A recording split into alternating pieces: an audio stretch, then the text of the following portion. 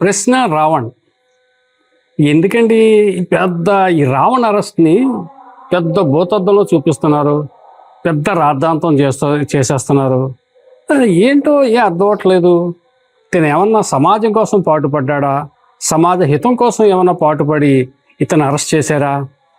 సరే పోనీ ఇతను ఏదో అరెస్ట్ చేశారంటే, ప్రకాష్ రాజ్ పాన్ ఇండియాలో ఒక అద్భుతమైన నటుడు, నవరసాలు పోషించదగ్గ నటుడు.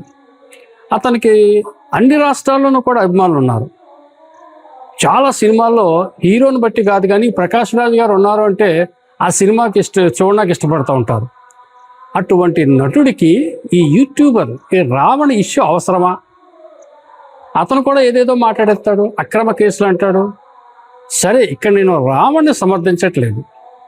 రావణ్ కంటెంట్ మంచిదైతే అయి ఉండొచ్చు, కానీ మాట్లాడే తీరు, భాష, అవతలోడు ఎంత పెద్దోడైనా సరే, ఎంత ప్రోటోకాల్ ఉన్న వ్యక్తి అయినా సరే, అరే తూరే అంటాం, నువ్వు అంటాం, ఒరే అంటాం, నోటుకొచ్చాడు మాట్లాడటం. ఈ సభ్య సమాజంలో ఈ సోషల్ మీడియాలో ఇవి ఎక్కువైపోయాయి. లైక్లు వచ్చే కొద్ది, వ్యూస్ వచ్చే కొద్ది ఇష్టం వచ్చినట్టు మాట్లాడటం. ఇప్పుడు రావణ్ ఏదో కంటెంట్ చేస్తాడు, తప్పు లేదు, కంటెంట్ చేయొచ్చు, మంచి కంటెంట్ చేయొచ్చు, లేకపోతే చెడ్డగా ఏ కంటెంట్ అయినా మన ప్రజెంటేషన్, ప్రొనౌన్సియేషన్, మాట్లాడే తీరు.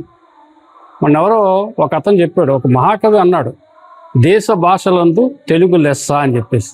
దానికి ఒక అతను ఏం చెప్పాడంటే, దేశ భాషలందు కాదు, ప్రపంచ భాషలందు తెలుగు లెస్స అని చెప్పేసి. అంటే తెలుగు భాషకి అంత మాధుర్యం ఉంది, అంత గొప్పతనం ఉంది. మరి అటువంటి భాషలో మాట్లాడుతున్న యూట్యూబర్స్ పచ్చి బూతులు తిడుతున్నారంటే ఈ భాష విలువ, తెలుగు జాతి విలువ కూడా తీసేస్తానని చెప్పేసి మనం చెప్పుకోవచ్చు. మనం ఒక కంటెంట్ చెప్పాలనుకున్నప్పుడు ఆ కంటెంట్ ఆ సామాన్యుడికి అర్థమయ్యే రీతిలో మధురంగా, అందంగా మనం మాట్లాడాలి.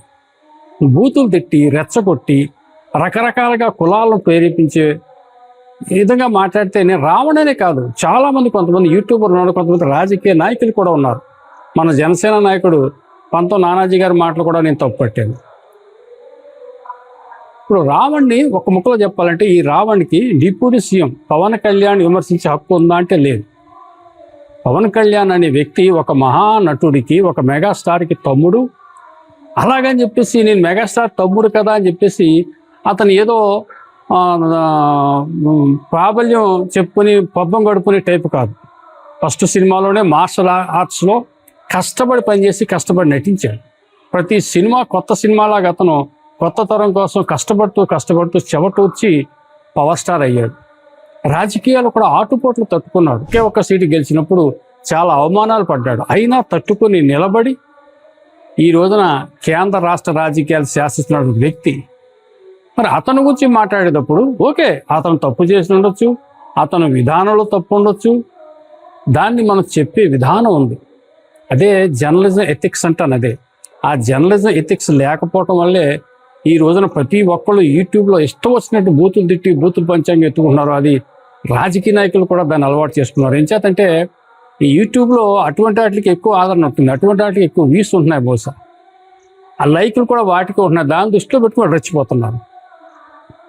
సో నన్ను అడిగితే అరెస్ట్ చేయడంలో తప్పు లేదు, అరెస్ట్ చేశారు. ఎంచేతంటే ఈ అరెస్టు అనేది లేకపోతే ఇంక వెళ్ళే కొద్ది ఇంక ఇది పెరిగిపోతూ ఉంటాయి. ప్రతి యూట్యూబరు ఈ బూతులు పంచాంగం లంఘించుకుంటూ ఉంటాడు. మరి సరే, ఇదేదో జరిగింది, అసలు ప్రకాష్ రాజ్ గారి సంబంధం ఏంటి అనేది నా ప్రశ్న. ఇటువంటి పెద్ద పెద్ద నటులు కూడా ఇలాంటి విషయాల్లో ఈ బూతులు తిట్టి యూట్యూబర్ల కోసం సమర్థించడం, వీళ్ళ కోసం మాట్లాడటం అనేది చాలా దారుణమని మనం చెప్పుకోవచ్చు. Thank you. హలో, తెలుగు రాజ్యం ఛానల్ చూస్తున్నారా? సామాజిక, రాజకీయ, జీవన చిత్రణే తెలుగు రాజ్యం. అతిశయోక్తులు, అసత్యాలు ఉండవు. రాజకీయ కోణం కాదు, ప్రజా కోణమే కొలబద్ద. తెలుగు రాజ్యం వీక్షణ మీ ఉత్తమ అభిరుచికి నిదర్శనం.